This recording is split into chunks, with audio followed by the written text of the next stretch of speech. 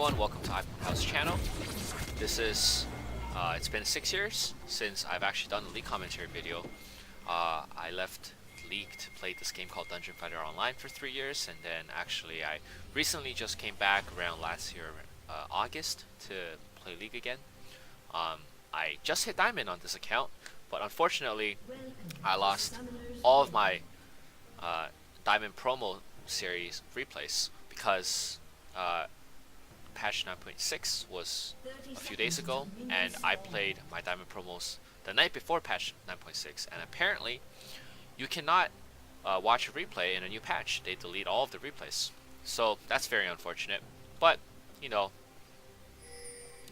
a 9.6 Diamond game would do.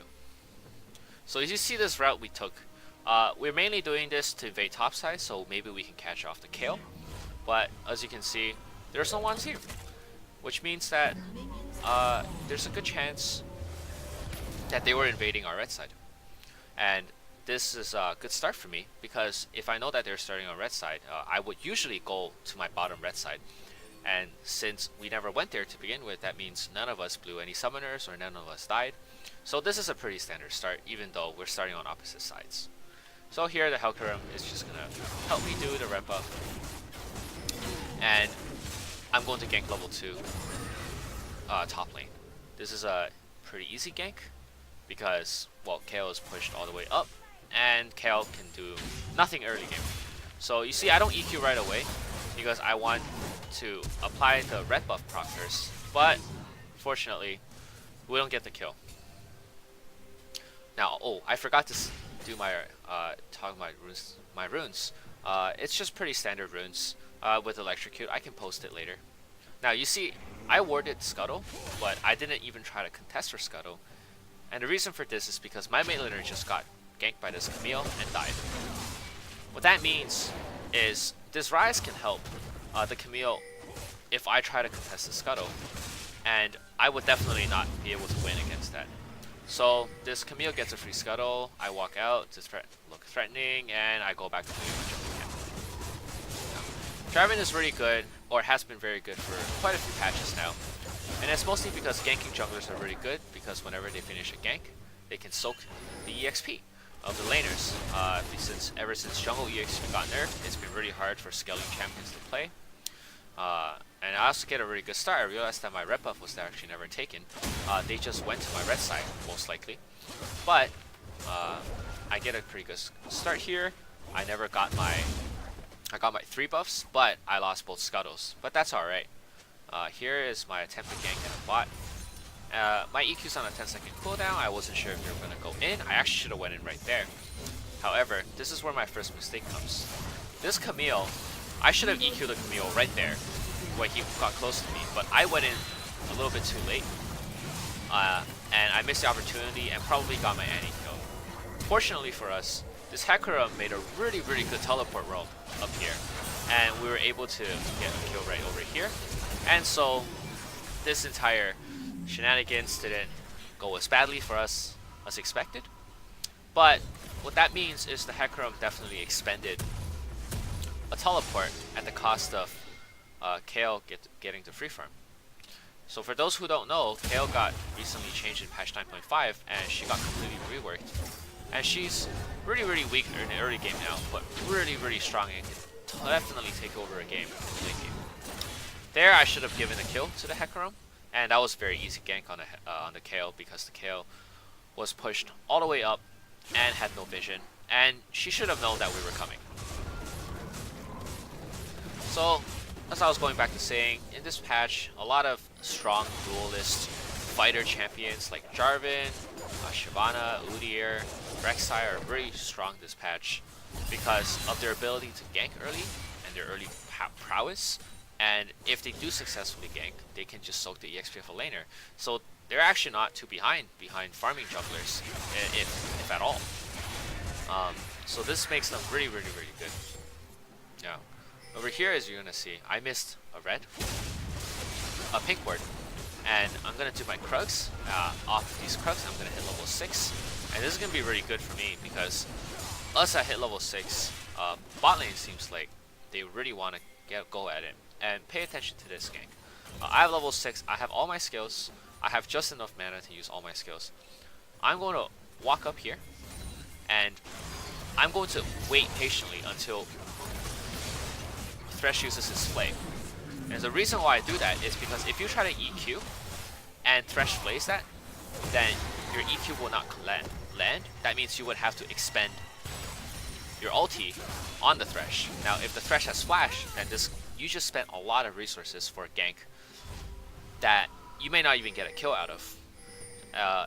But by waiting out the Flay, that guarantees you the EQ onto the Thresh. And if you can kill the Thresh first, and ult the Cogmaw, that's just a really easy ulti. So here I realize there's a pink ward here. And what I'm going to do here is I'm going to seek into this Mountain Drake. Now this actually should have been a really bad idea, because my bot laner just went back and their bot lane had priority. But watch what I do here.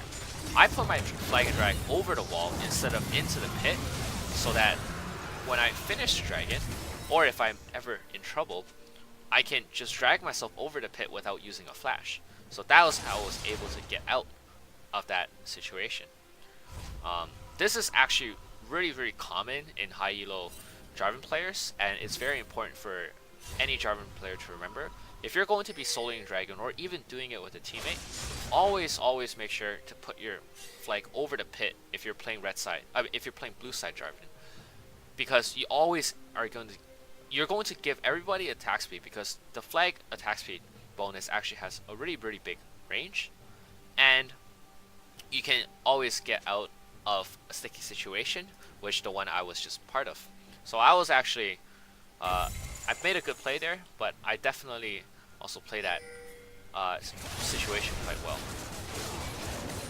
Now I'm doing my blue buff because I have an AD on hit Nico mid, so he doesn't really need buff. I also do not know the knockback range of Hecarim's ultimate here. And again, I take the kill from the Hecarim, which is bad, because at the end of the day, Jarvan is very strong and has a lot of impact early game, but you definitely don't scale as well as someone like Hecarim or like your ADC or someone like Nico. You do want to soak the experience with your laner, but you don't want to take too much of their kills, and so far I've taken 2. So we get ganked by this Ryze and the Camille here. I backed away from the Hecarim so that I can distract one of them. And this was good, because Hecarim at least was able to get a kill that way. But obviously he has nowhere to run, so you know he couldn't do anything. Now I'm gonna try to make another gank bot, and this Hecarim once again has a really good TP, and we're just going to hit here. This is a very easy gank, and we're gonna do this. And this is not even 14 minutes in the game yet, so we're going to push this tower down. Unfortunately for us, red team actually got the tower first, but I'm going to try to gank this Ryze. The reason why I did the camp first was because my teammates weren't there yet, and I wanted to wait for them. I missed the E and Q here, but it doesn't matter too much.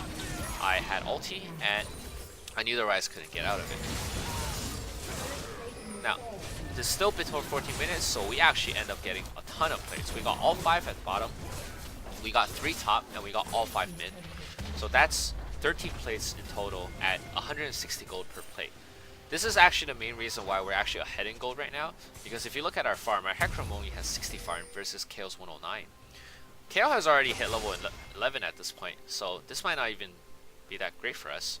And even though we're ahead in gold, we have to always keep in mind that they do have a Cogmaw, Ryze, and a Kael, all 3 of which are great scaling champions.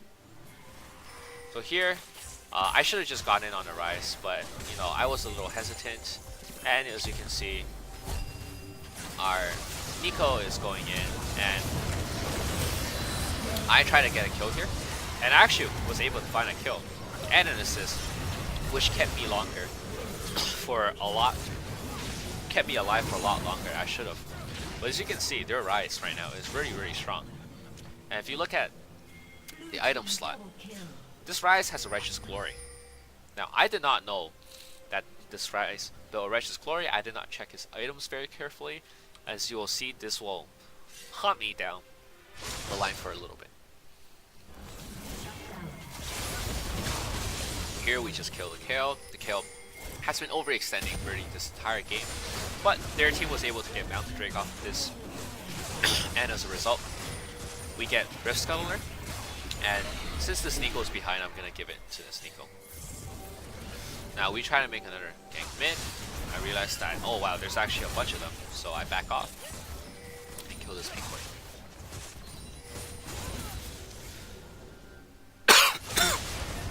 I really like playing with an AD Nico mid because I can always get blue buff. I never have to worry about blue buff. Now, I really wanted my Nico here to drop his the Rift Scuttler, but she didn't here, so that's quite unfortunate. Just off the rant a little bit. I would say that this season, I definitely wanted to make Diamond, but I didn't know how fast I'd be able to do it. I thought that maybe it'll take me a few hundred games at a relatively low win rate to get to Diamond, but I actually played this season quite well. I got quite lucky in some games. I mean, it took me 4 Diamond promos to actually get to Diamond, but honestly, all my stuff leading up to Diamond was very good. So here, my Annie gets ganked. She knows she's gonna die, so she uses everything on Kog'Maw, and she does a ton of damage. I had no idea she was gonna do that much. As you can see there, I did not use my ulti because I really wanted to save the kill for my ADC, because I've been taking way too many kills this game. And here's me trying to go to a Ryze who just got a double kill, and this Ryze is very low. But as I mentioned previously, I had no idea this Ryze had a Righteous Glory. I can't kill this Ryze with Righteous Glory, and this Ryze is actually really good. He's landing all his skills and definitely tricked me out. So this is definitely the biggest mistake I made this game. And actually, it was at this moment where I realized, wow, this Ryze is actually super fed, and we need to do something about this Ryze. So you'll see in the rest of the game that we made it our mission really to get this Ryze, because if we can get this Ryze, there's a good chance we're going to win this game.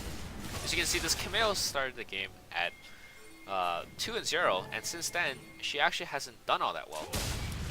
My Nico mid randomly drops Rift Scuttler, and we don't really get much out of this. However, I sidestepped the Camille hookshot, and Camille doesn't really have anything after that. And this Nico actually landed a really good 3-man ulti to stun the Ryze. And that Ryze stun was what I really needed to shut the Ryze down, and we were able to make a huge tempo play out of this. So not only did we get to the inner tower, we were able to get Baron. As you can see, I didn't use my smite on the Baron because I really wanted to get this Inferno Drake. This Inferno Drake will really help us. If you look at it, everyone on our team, including our support, needs the additional stats to be able from the Inferno. And so we were able to successfully get it, even though Hecarim kind of trades his life for it, which isn't worth at this point. But you can visibly tell that this Camille is not playing very well. Now, a little bit about my build. You see that right now I have Merc Treads, Hex Drinker. Okay, before that, I realized that this Ryze is here, and I just ult him. I know that he has no flash because he used flash last fight. And this Nico, you know, we just have a ton of CC for this Ryze. So even though this Ryze was really ahead, he couldn't do much there. With an Annie, Nico, and Jarvan coming at you, you'll just get CC to death. You can't really apply your damage. Now, so I was saying, see, I have Merc Treads, Hex Drinker, and an Adaptive Helm. And the reason for that is because they have a ton of on-hit damage. Their Kayle has on-hit magic damage, their Kog'Maw has on-hit magic damage, and Ryze is like machine gun. And at this point the game is pretty much over, but I built an Adaptive Helm to be able to reduce as much on-hit damage as possible. The only real damage AD source for their team are Kog'Maw and the Camille, both of which are not doing very well. And as you can see, we're just having fun now. I realize this KO actually hurts, so I just back off, and the rest is just the game. But yeah, this is one of my first games of commentary coming back after, you know, an absence of 6 years. I didn't really think about doing this seriously, but you know, this is gonna be, hopefully I can do more videos in the future. My team is throwing, but it doesn't matter. The minions are in the game, so hooray! That's a Diamond Jarvan game for you.